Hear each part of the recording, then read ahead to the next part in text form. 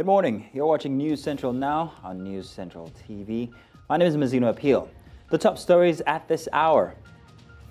President Bola Tinubu approves $750 million World Bank funding for Rural Electrification Project. Labour rejects federal government's 54,000 naira new minimum wage offer. Talks resume on Wednesday. Kenya government defends cost of President Ruto's jet after outrage. Now the news. News Central now at this hour begins in West Africa, where the Nigerian government has approved a $750 million World Bank funding for the construction of 1,200 mini-grids in rural communities across Nigeria. The Managing Director, Chief Executive Officer of the Rural Electrification Agency, Abba Aliyu, disclosed this on Tuesday while addressing newsmen at the Alliance for Rural Electrification Energy Access Forum held in Lagos, I beg your pardon.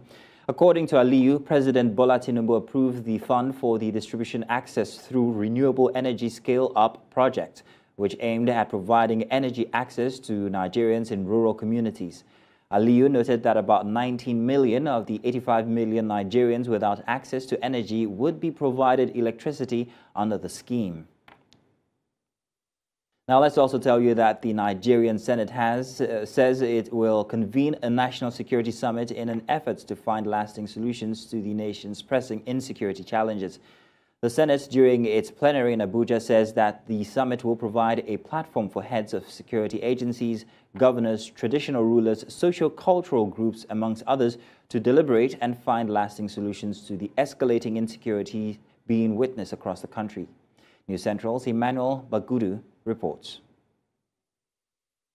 It's the first plenary of the week, and the issue of farmers-herders clashes has once again been brought to the front burner, with Kogi State taking the center focus. Herders invaded the Agoji-Jodo, Ajopachi-Odo, Bagaji and Bagana communities, killing 21 innocent citizens, including women and children, in addition to unprecedented destruction of their farm produce.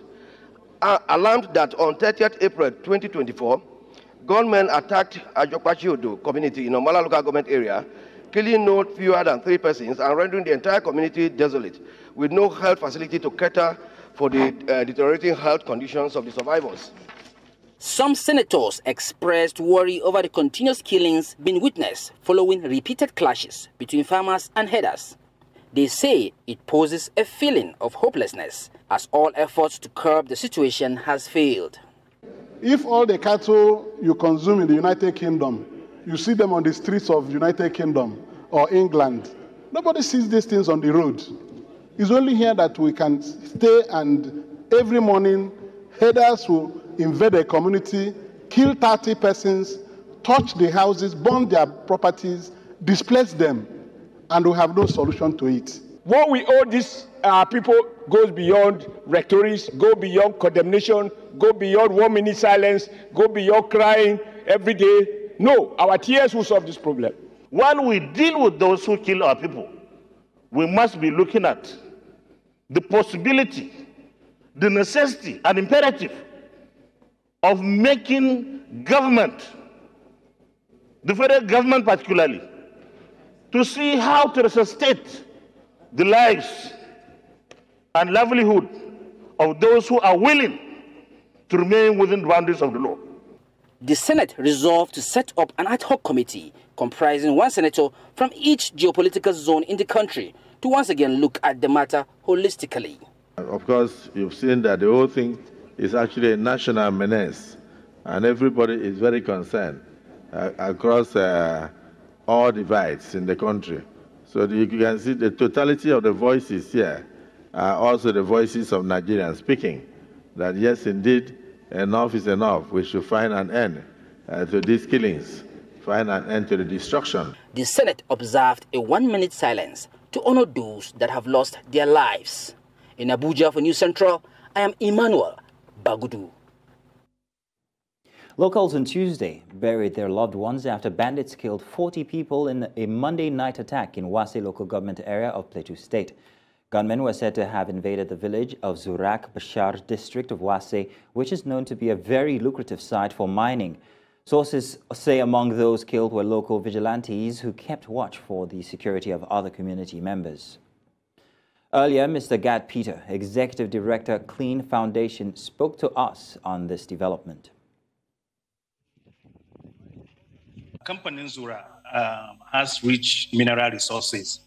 And over the years, we've seen that there's been an increased activities of bandits, increased criminality around mineral producing communities. And so this is one of the major reasons why we can attribute this constant attack on Wase. This is not the first time, it's not the second time it's happening. And clearly this explains that those people are trying either to displace the community so that they can have access to that mineral resources, or they are trying to create an enclave for themselves where they'll be able to attack other communities. Wase is a distance from the state capital, and it's a rural community. Even though it has a House of Rep to itself, a House of Assembly and local government to itself, it's not a very developed local government in terms of the rural community around that area. So this act of criminality is the major driver around why we're seeing frequent attacks in those communities and attempt to adopt people. And like you rightly noted again in your report, there's porn network. So even when those attacks happen, it's not easy to mobilize for support to counter them and all of these issues. But at the heart of this conversation is the issue of criminality and attempt to displace people from their homes and from their land so that some elements can take over and exploit the mineral resources in those communities. Now, all is set for the New Central Town Hall meeting with the returnees of the Okwama community in Ughelli South local government area of Delta State, South Nigeria. The aim is to amplify the cry for help by those who lost their homes and property in the aftermath of the bloodbath of March 14th in the community. New Central's correspondent Austin Azu completes the report. Since the dark Thursday when 17 soldiers of the Nigerian Army were killed in an ambush at the riverbank of Okwama, peace took a distant flight from the community and its people. The invasion and destruction of Okwama thereafter drove the people into homelessness as they turned the forest in neighboring communities to their dwelling place. 59 days after the army withdrew from the community, the people have returned to the ruins of where they called home. New Central has been in the forefront of telling this story, and now the primary interest is to advance the restoration of peace and see a possible quick resettling of the people in their homeland. On Tuesday, less than 24 hours to the town hall meeting, being hosted by New Central in Okwama, the managing director of New Central led the crew members on the spot assessment of the venue. The team conducted round the destroyed community by the community former councillor, reaffirmed New Central's commitment to be a voice to the voiceless. Make you help me tell them how you feel. Now how you feel, not how I say make you feel. Now how you feel, make you tell them. So that then go hear you, then go see you, then go know. The world, where we say then they travel, go around, wear babariga, wear suits, where then they go there, they do meeting, then go ask them, say, how una they treat una people like this? This one is good. So you need to let everybody, make them see, say, the way they treat you, if you know good, tell them. If you're good, tell them. Meanwhile, the IDP camp in Ewo Grammar School, which was declared ready to receive Okwama returnees earlier last week, remains empty. The people rejecting the camp set up by the state government choose to return to the ruins of their land, hoping to begin life again. In Okwama community, Delta State for News Central, Austin Azu. When I move to Okwama itself, where we have our correspondent, that's Bernard Akede, who's been there for the time being, just ahead of the town hall meeting. Bernard, good morning. Good to have you on the news this morning. How are you doing?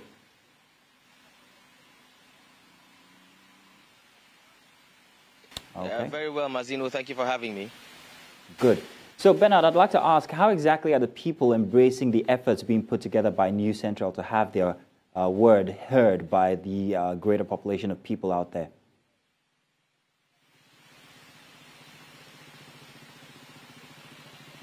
Well, at the moment, right now, we're not in Okwama community. We're going to take a speedboat from the water side behind me there, from the waterfront. It will take us about 30 minutes via speedboat to Okwama community. But answering your question that you just asked, yesterday they were quite enthusiastic when they saw us, and then when the MD, just as you saw in that report, spoke to them, there was this feeling of some kind of satisfaction, like, some relief will eventually come. They were able to take us around, and then they showed us what they've been going through. That's the people of Okwama community.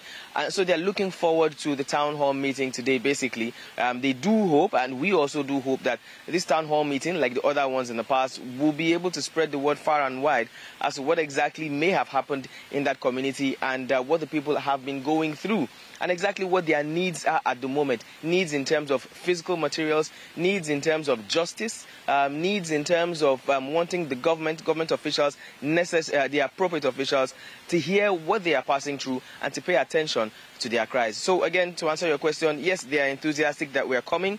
They are happy that eventually somebody is going to amplify their voices, and they are optimistic that after the town hall meeting, that there eventually will be some response from the appropriate quarters. Okay, Bernard.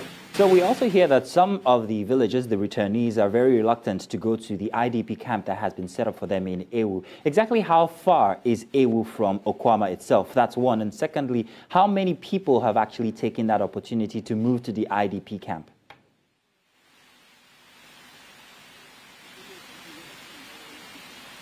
Okay, I think I'll start from the second question. I'm not sure anybody has taken to the IDP camp at the moment.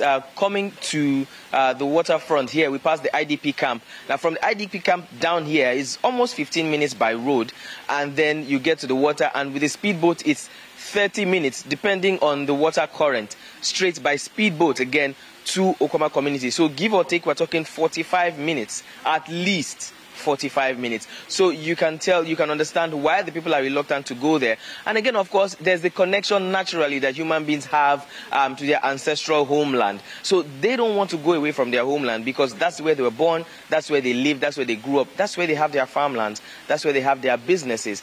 They are hoping that something will be done in Okwama community so that they can again call their ancestral home. As a matter of fact, as we speak now, the only building that was standing there as of yesterday was the church building.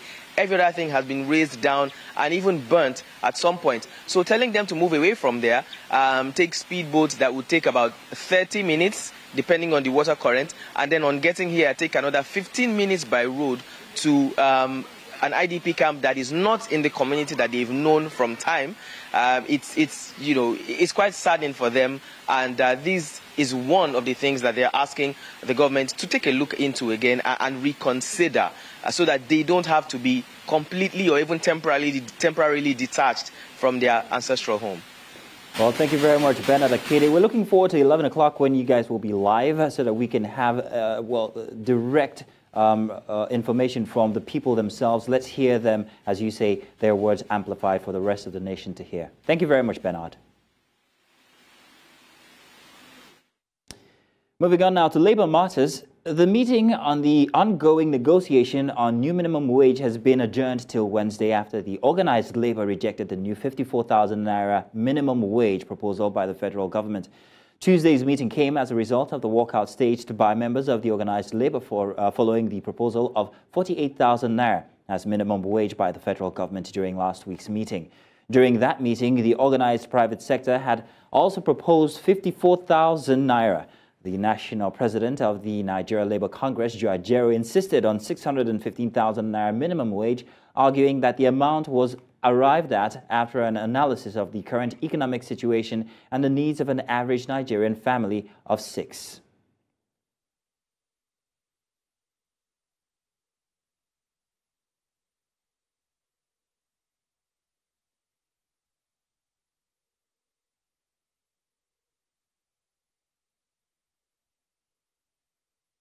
Joining us now to discuss this is Kenneth Ikenwa, a business and social policy analyst. Kenneth, you're welcome. Good morning.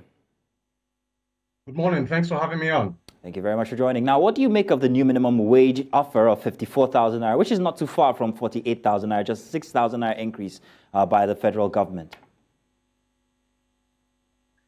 all right, whether it's 48,000, whether it is 54,000, I don't think that we are facing the major issues when it comes to wage determination in Nigeria. I think the major way forward, first and foremost, or first off, is for us to determine what the problem with wage determination in Nigeria is. And we should determine that problem vis-a-vis best global practices and what is evolving globally. And what do I mean by that? At this point in time in our economic history and trajectory, should we be talking about minimum wage? Should we be talking about a national minimum wage? Or should we be talking about a clean wage? Or should we be talking about a living wage? Or most importantly and most strategically, should we be talking about a solidaristic wage? So considering the economic realities on ground, whether it is 54,000 or whether it is even 60,000, the question should be this. Is this ideal if it's a minimum wage? Is this ideal if it is a clean wage?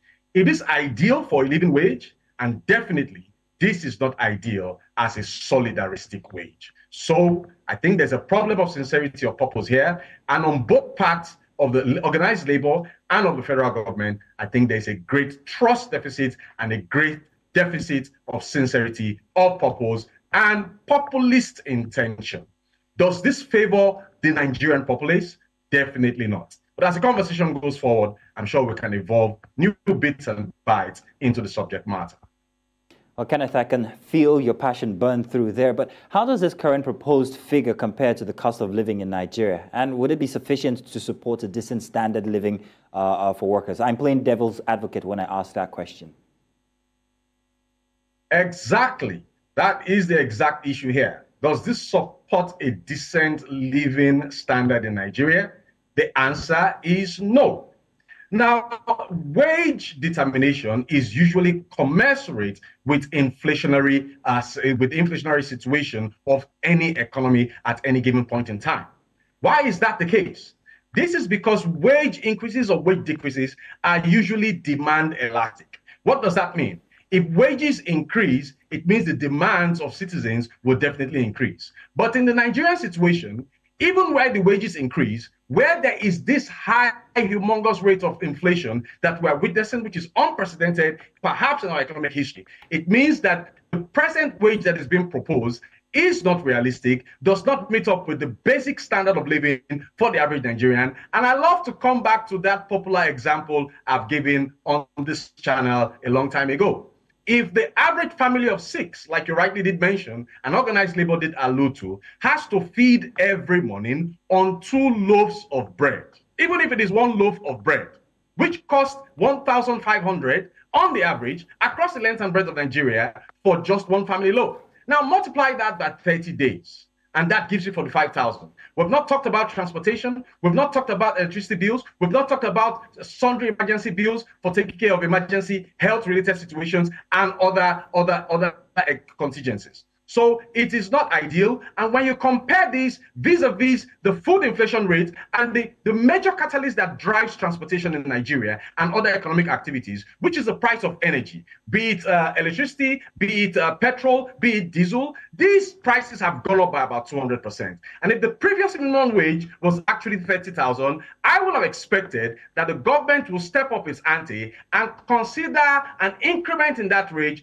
within the border of 200 or 300%. So back to your question, does this support a good, average, basic standard of living? The emphatic answer is a capital N no. It does not support. It is not solidaristic. It is not clean. It does not contribute to people living better. And it is by no way going to be satisfactory for it to qualify as a national minimum wage, where, again, as we go further, we should clarify what the problem of definition should actually be.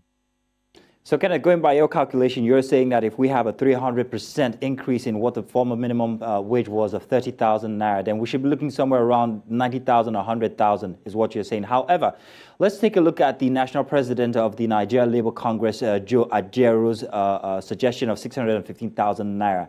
Now, in your fair opinion, how realistic is that? Well, I think asking for 615,000 naira a month as minimum wage. I think it's a little bit pragmatic when you look at the indices and you look at the permutations and all that has gone into factoring out that figure. But for the fact that something is pragmatic, like I've said a long time ago, it doesn't mean it is realistic.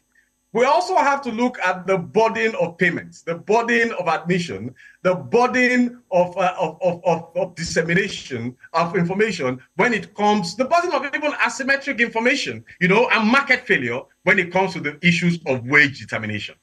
Now, 615,000 is not possible. Why is that not possible? One, it comes back to the problem of definition, and it raises the issue of innovation and creativity. What do I mean by that? We should actually be asking the question, should we have a national wage or should we have a minimum wage or wage determination that is determined according to sector, according to occupation, according to according to maybe the profession of different individuals or the skills of different individuals?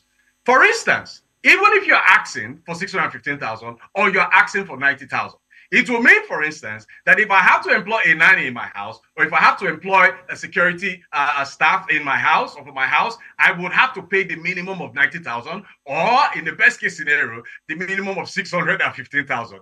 We know that going by that profession, that is not solidaristic and that is not competitive. So we must put our money where our mouth is, and we must also accept the burden. But I think it throws the spotlight back to the government.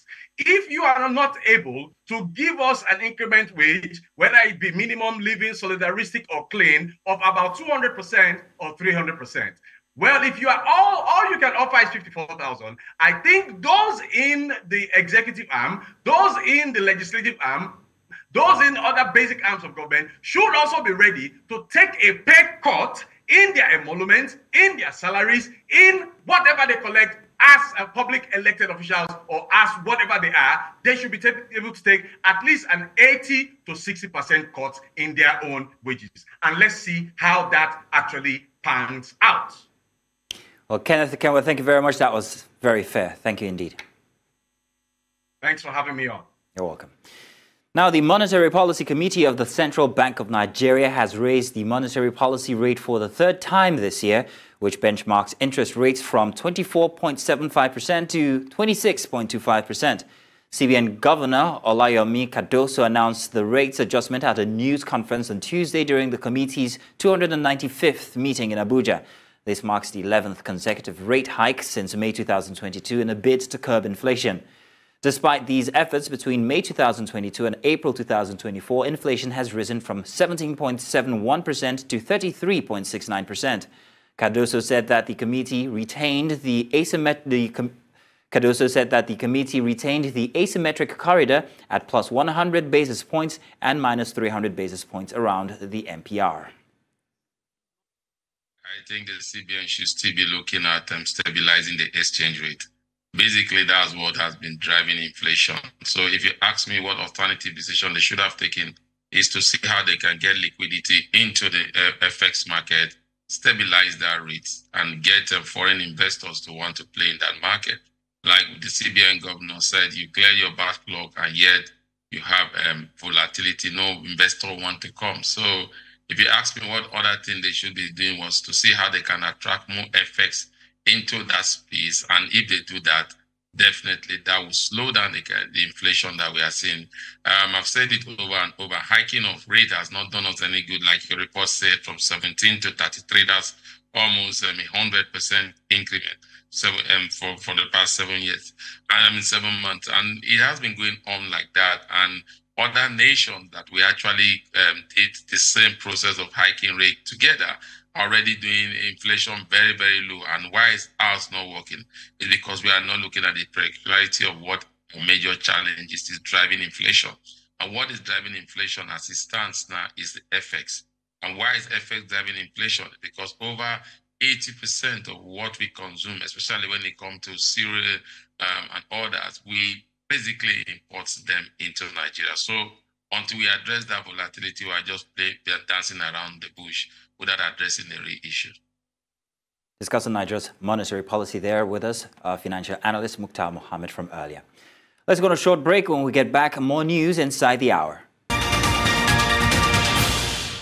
Welcome back.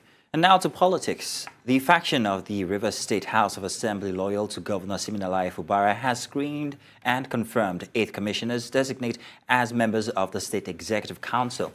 The assembly, led by the Speaker Victor Okujumbo, screened the nominees during their sitting at the temporary legislative chamber at the administrative block of the Government House, Port Harcourt, on Tuesday. 2 former commissioners, Dr. Peter Mide and Iloko Tesi Amadi, who served under the immediate past administration of Nyesom Wike as Energy and Works Commissioners, respectively, were asked by the House to take a bow and leave. The exit of 5 pro-Wike commissioners last week had created vacancies in the cabinet.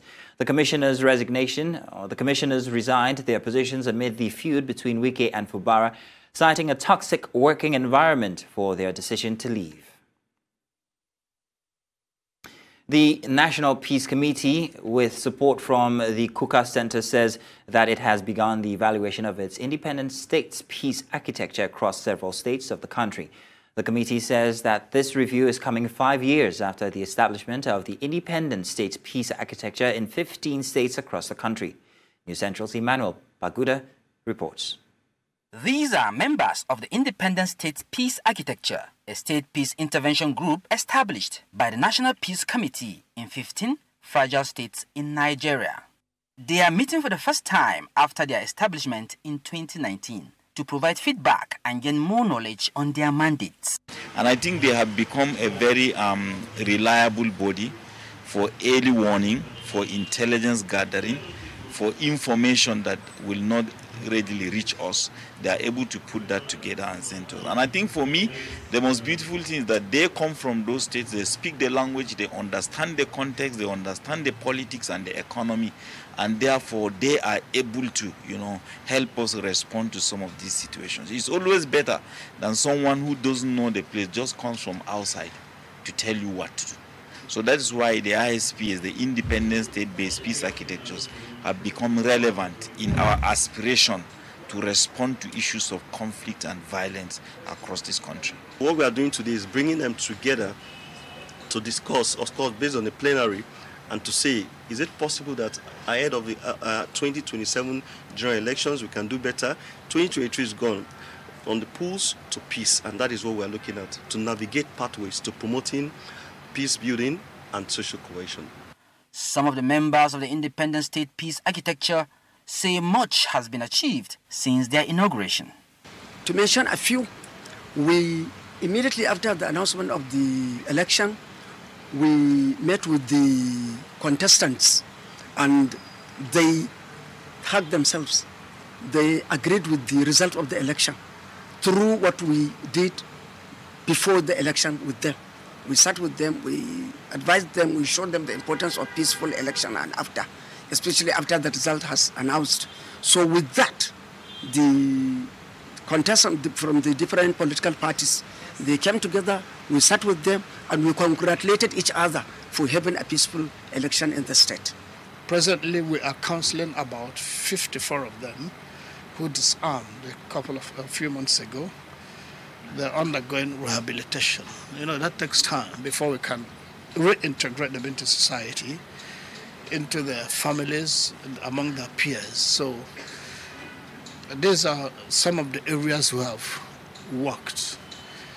The Peace Committee says that with the current state of insecurity in Nigeria, plans are underway to establish the independent peace architecture in the remaining states of the country.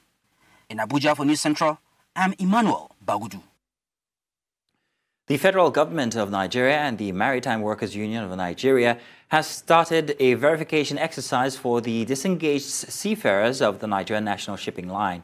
This verification, which precedes the payment of their pensions, is coming 28 years after the liquidation of the Nigeria's National Shipping Line.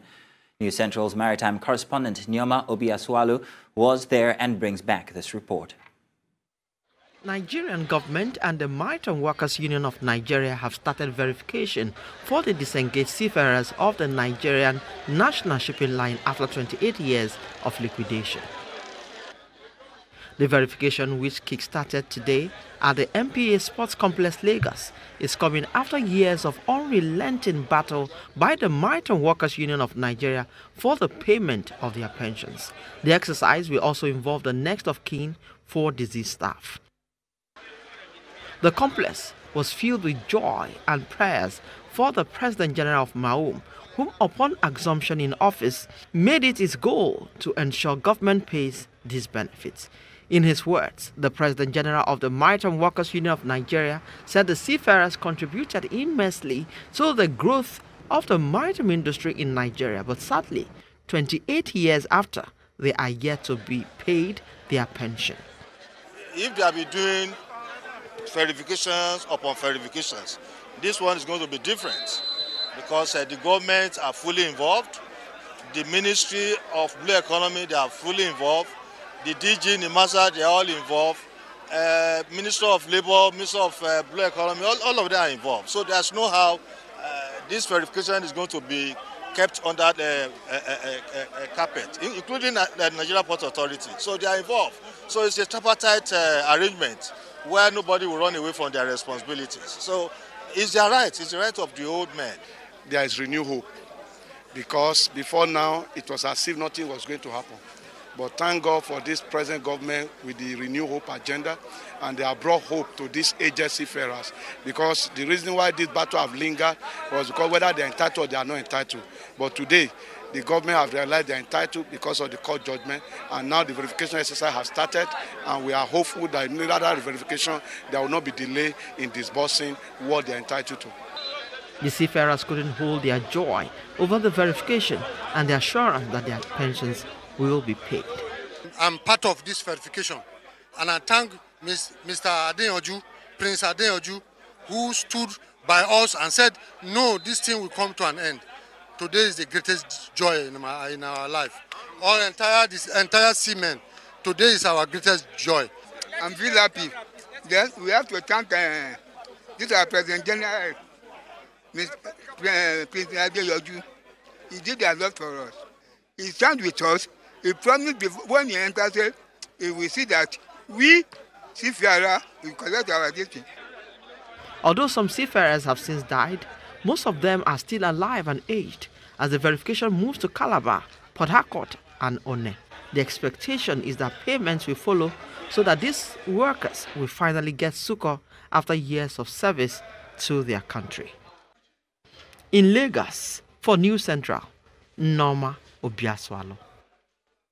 Coming up, two held in Senegal after criticizing Prime Minister on gay rights. We'll bring you the details after the break.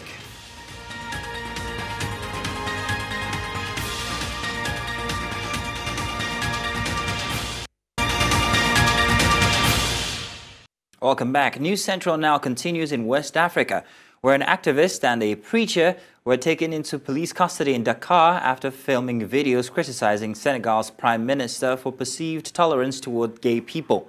A source close to the case said that the two men are being investigated for spreading false news and offending the head of government.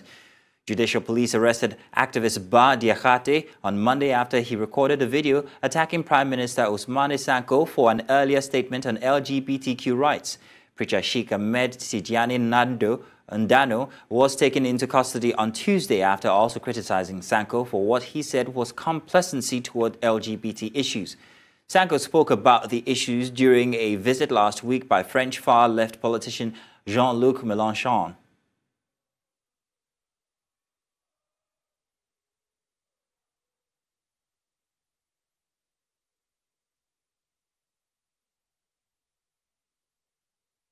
In Malawi, Malawi has emerged as a leader in improving women's access to contraception, being one of the 6 countries in Africa that has registered an increase in access and use of contraceptives in the past 12 years. This development was revealed by a key global family planning report launched recently by FP 2030. Burkina Faso, Uganda, Mozambique and Sierra Leone are some of the countries to have achieved the family planning feat. Women in Malawi have roughly double the rate of modern contraceptives use of 58% when compared with women across the rest of sub-Saharan Africa with 28%. with 29%. Now, this access and use of contraception has helped Malawi improve women's health and socio-economic well-being. The country has faced significant hurdles in its journey to improve access to family planning. Now, to discuss this, we are joined by Maziko Matemba, Executive Director, HREP Malawi. He joins us from Lilongwe, Malawi. Maziko, you are welcome. Good morning. Good morning. Thank you. How are you? I'm very fine. Thank you very much. So, thank you.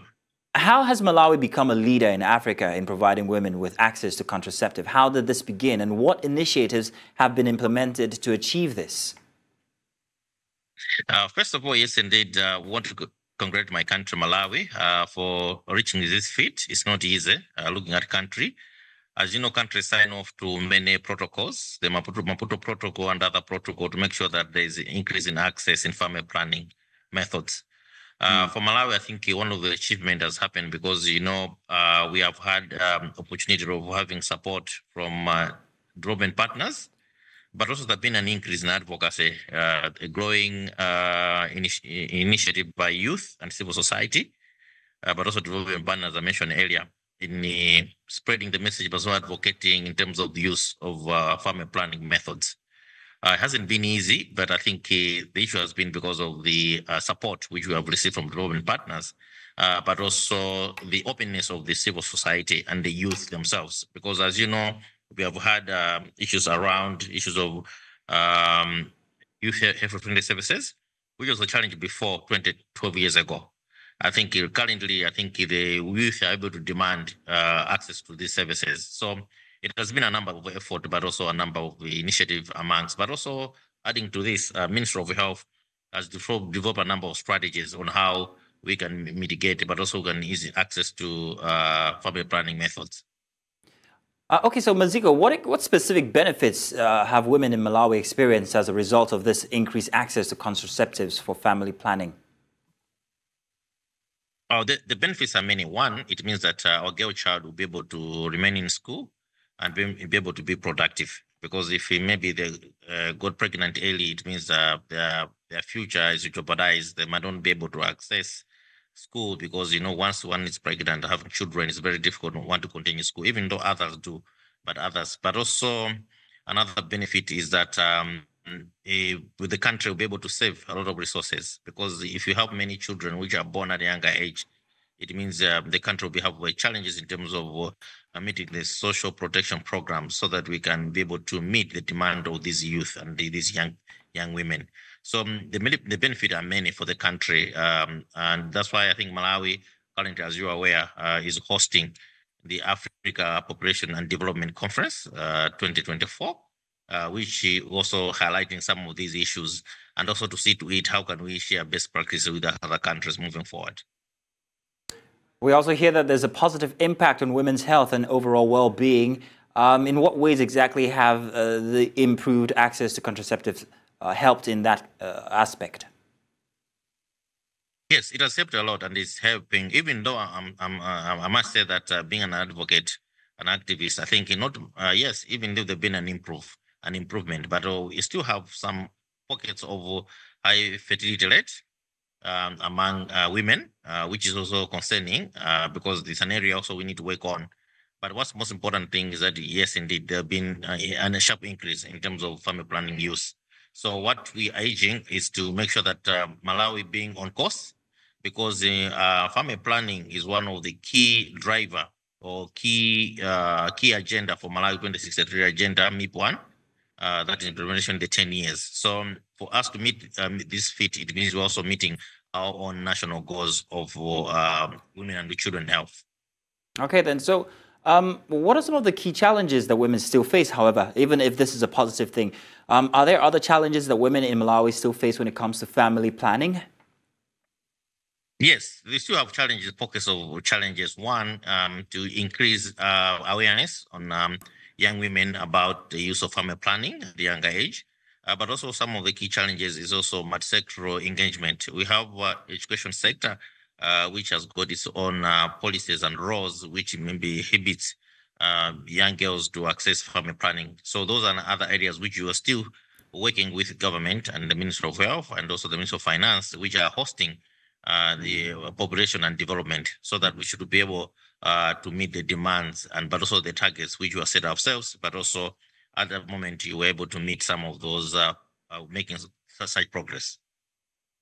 Well, thank you very much, Maziko Mathemba, for joining us and also giving us some insight into how this has been very good for women in Malawi. Thank you indeed.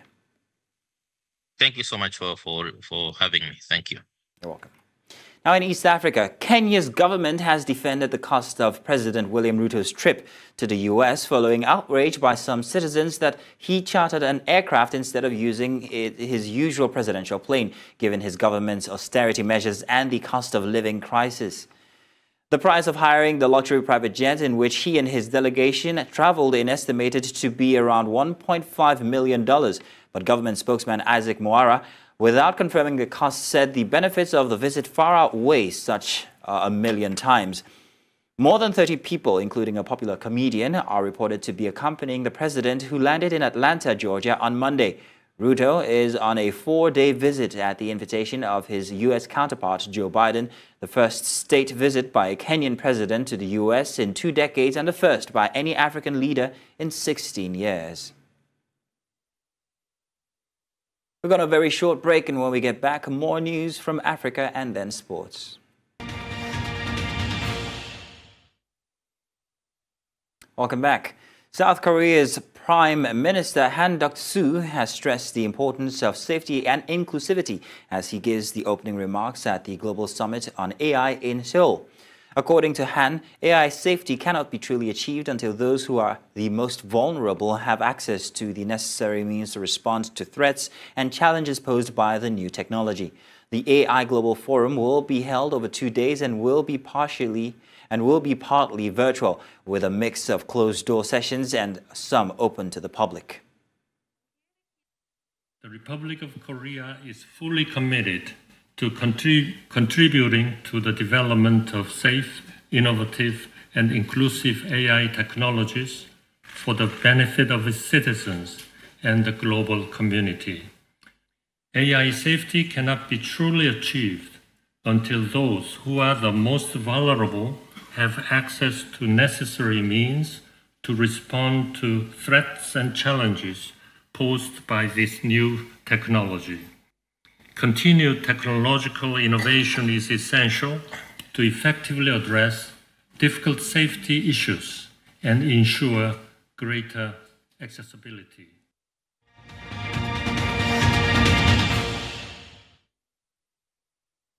Sports now. Nigeria's men's amputee football team, the Special Eagles, are through to the quarterfinals of the ongoing amputee AFCON in Egypt after a comprehensive 11-0 win over Burundi in their last group game. Striker Michael Joel was the star performer in the win, scoring 7 times, while Turkey-based Mohamed Grima scored a hat-trick, and another goal from Ola Buhachi sealed the comprehensive victory for the Eagles. The big win sealed the top spot comfortably for the Special Eagles in Group A thanks to a superior goal difference ahead of host Egypt. Nigeria will now face the second-place team in Group B in the quarterfinals on Thursday night, with Liberia looking likely to finish second in Group B. And South African football club Mamelodi Sundowns have kept their unbeaten run alive after a 1-1 draw against TS Galaxy. Peter Swalilile scored with a late header in a feisty encounter at the Mbomela Stadium.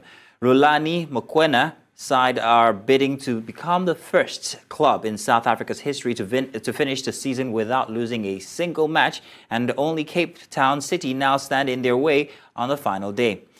The Mamelodi Sundowns are already champions of the South African League and will now looking to wrap up their campaign with a win over Cape Town City to take them to 76 points, which will be the most number of points accumulated by any team in the PSL era since the league was formed in 1996-97. Chelsea manager Mauricio Pochettino has left the club by mutual consent after 1 season at Stamford Bridge. Pochettino, who is 52, took charge of Chelsea on the 1st of July 2023 after signing a 2-year contract with the option of a further 12 months. The Argentine was under pressure after an underwhelming first half of the season, but a run of 5 successive wins to end the season ensured they finished 6th in the Premier League. Chelsea were also runners-up in the Carabao Cup and reached the semi-finals of the FA Cup. Chelsea will now search for a successor and have expressed recent interest in Ipswich manager Kieran McKenna, Sporting Ruben Amorim, and also Burnley's Vincent Kompany. And that's all the news this hour. But before we go, let's take another look at some of the major stories. President Bola Tinubu approves $750 million World Bank funding for Rural Electrification Project. Labour rejects federal government's 54,000 naira minimum wage offer. Talks resume on Wednesday. And Kenyan government defends cost of President Ruto's jet after outrage. Remember, you can send your eyewitness reports to the WhatsApp number on your screen now. Do follow us on social media. We are at News Central TV. You can watch News Central live on DSTV channel 422, Star Times channel 274, Avo TV, and on YouTube. Many thanks for watching. My name is Mazino Appeal.